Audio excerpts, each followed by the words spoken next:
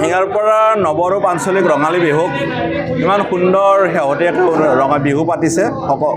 সকলো কৰ্মকৰ্তাৰ লগতে আমাৰ শিঙাৰপাৰা অঞ্চলৰ সকলোকে ৰঙালী বিহুৰ শেহতীয়াকৈ শুভেচ্ছা জনাইছোঁ আৰু সাংবাদিক বন্ধুসকললৈ শুভেচ্ছা জনালোঁ। আজি মই আকৌ বিহুলৈ আহিলোঁ, বিহু মঞ্চ উদ্বোধন কৰিলোঁ, ভাল লাগিল আহি পেলাই ইয়াত। আৰু আপুনি ভাগৱত প্ৰসংগত উল্লেখ কৰিছে, আপুনি যিহেতু জ্ঞানমন্দিৰ সাহিত্য সভাৰ সভাপতি, আপুনি অলপতে নিৰ্বাচনী ৰাজনীতিক মন্তব্য কৰিছিলে, গতিকে এই ক্ষেত্ৰত আপুনি বাধাৰ সন্মুখীন হোৱা বুলি কৈছে। জ্ঞানমালিনী সাহিত্য সভাৰ মই সাহা সাহিত্য সভাৰ সভাপতি। অসম সাহিত্য সভাৰ তেনেকুৱা কোনো সংবিধান নাই যে জ্ঞানমালিনী সাহিত্য সভাৰ বা সাহা সাহিত্য সভাৰ সভাপতি এজনে ৰাজনৈতিক দলত যোগদান কৰিব নোৱাৰি বুলি তেনেকুৱা এটা কথা নাই। কাৰণ আমি যদি অতীতৰ কথাবিলাক চাওঁ, আমাৰ জ্ঞানমালিনী সাহিত্য সভাৰ নগেন শইকীয়া ছাৰ, লক্ষ্যধৰ চৌধুৰী এখেতসকল জ্ঞানমালিনী সাহিত্য সভাৰ সভাপতি হৈও তেখেতসকলে ৰাজনৈতিক দলৰ লগত জড়িত হৈছে। গতিকে ৰাজনৈতিকভাৱে জড়িত হ'বৰ কাৰণে বা ৰাজনীতিক লগত জড়িত হ'বৰ কাৰণে সাহিত্য সভাৰ তেনেকুৱা কোনো গাইডলাইন নাই, সেইকাৰণে কথাষাৰ কৈছোঁ। আৰু জ্ঞানমালিনী সাহিত্য সভাৰ মই সভাপতি হোৱাৰ পিছৰ পৰা যিখিনি কাম কৰিছোঁ সকলোৱে দেখিছে। মোৰ বন্ধুবৰ দিলীপ তালুকদাৰ আছে, আমি একেলগে টিম হৈ কাম কৰি আছোঁ, সুন্দৰ কাম কৰিছোঁ। আমি যি দ্বিবাৰ্ষিক অধিৱেশনখন যোৱা বছৰ মাৰ্চ মাহত পাতিছিলোঁ, আমি 3জন প্ৰাক্তন ষ্টেণ্ডিং বিধায়কক আনিছোঁ, এজন বিখ্যাত আমি এজন অভিনেত্ৰীক আনিছোঁ, আৰু আমি আৰু কিছুমান ব্যক্তিক আনি পেলাই আমি ইমান ছাকচেছ কৰিছোঁ। তাৰপিছতো যদি কোনোবাই কয় সাহা সাহিত্য সভাৰ একোৱে কাম কৰা নাই, জ্ঞানমালিনী সাহিত্য সভাই একোৱে কাম কৰা নাই, এইটো ক'ব লাগে কাৰণে কৈছে, হয়তো কিবা ষড়যন্ত্ৰ ৰচনা কৰিছে। গতিকে মই নাভাবোঁ আমি যে জ্ঞানমালিনী সাহিত্য সভাৰ কিবা কাম নকৰা বুলি।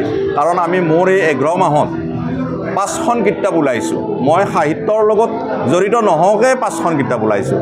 গতিকে মই সাহিত্যৰ কিতাপ ওলোৱাত যিমান চেষ্টা কৰিছোঁ বা মই বেলেগ দিশত যিমান চেষ্টা কৰিছোঁ, 45 বছৰ জ্ঞানমালিনী সাহিত্য সভাৰ জন্ম হোৱাৰ পৰা 45 বছৰ হ'ল, কোনো এজন সভাপতি এনেকুৱা ধৰণৰ কাম কৰা নাই বুলি মই ভাবোঁ।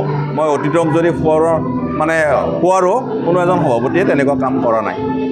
আপুনি এইবাৰ বিহু ধাৰাবাহিকভাৱে সমগ্ৰ সমষ্টিৰ বিভিন্ন বিহু মঞ্চত উপস্থিত হৈ আছে, গতিকে ভৱিষ্যতে ৰাজনীতি খেলাৰ ৰাজনীতিকভাৱে মই নাহোঁ বুলি মই আপোনালোকক কৈছোঁৱে।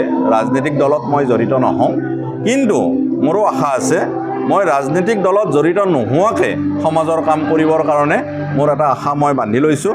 আৰু সমাজত স্থান পাবৰ কাৰণে মোৰ এটা আশা আছে, ব্যৱসায়ৰ মাধ্যমেৰে মই তেনেকুৱাকৈ আগুৱাই যাম। আৰু এইবাৰ মোৰ যি যোৱাবাৰ আমাৰ ইলেকশ্যন হৈ গ'ল, আমাৰ কমলপুৰ সমষ্টিৰ যিগৰাকী বিধায়ক, ভোটৰ ৰিজাল্ট দিবৰ দিনাই বিধায়কজনে আমাৰ এই অঞ্চললৈ আহিছে আৰু আমি আনিবলৈ সমৰ্থ হৈছোঁ। তেখেত আহিছে, আমাৰ লগত একেলগে আছে তেখেতে। গতিকে কোনো এটা অঞ্চলত যোৱা নাই, এতিয়া যাব হয়তো, কিন্তু আমি জিকাৰ পিছ মুহূৰ্ততে আমি শিঙাৰপাৰাবাসীয়ে গোটেই অঞ্চলে আমি তেখেতক আনিবলৈ আমি সমৰ্থন হৈছোঁ। গতিকে দিগন্তদাকো শুভেচ্ছা জনাইছোঁ। আৰু এইবাৰ এটা কথা হৈছিলে যে কংগ্ৰেছৰ যিগৰাকী প্ৰাৰ্থী সত্যব্ৰত কলিতা, তেওঁ এনেকুৱা ধৰণৰ এটা অপবাক্য মোক কৰিলে ভোটৰ। মই যিহেতু কাউণ্টিং হিচাপে আমাৰ কমলপুৰ সমষ্টিৰ বিধায়কজনৰ লগত আছিলোঁ, সেই সময়তে তেওঁ এনেকুৱা ধৰণৰ এটা বাক্য মোক শুনালে আৰু কিবা চাই ল'ম বুলি শব্দ কৰিলে। মই আপোনালোকৰ মাধ্যমেৰে মই সকীয়াই দিব বিচাৰিছোঁ যে সত্যব্ৰত কলিতাক যে তেনেকুৱা কথা আপুনি সমষ্টিত নক'ব, বিশেষকৈ আমাৰ নিচিনা ব্যক্তিৰ আগত আপুনি তেনেকুৱা কথা নক'ব। আমি তেনেকুৱা সমাজৰ বেয়া কাম কৰা নাই। সত্যব্ৰত কলিতাই যেনেকুৱা ধৰণৰ কাম কৰিছে, আমি তেনেকুৱা সমাজৰ কোনো ক্ষতি হোৱা কাম আজিৰ ডেটলৈকে কৰা নাই। সত্যব্ৰত কলিতাই সমাজৰ ক্ষতি হোৱা কাম বহুত কৰিছে, আমাৰ তেনেকুৱা উদাহৰণ আছে।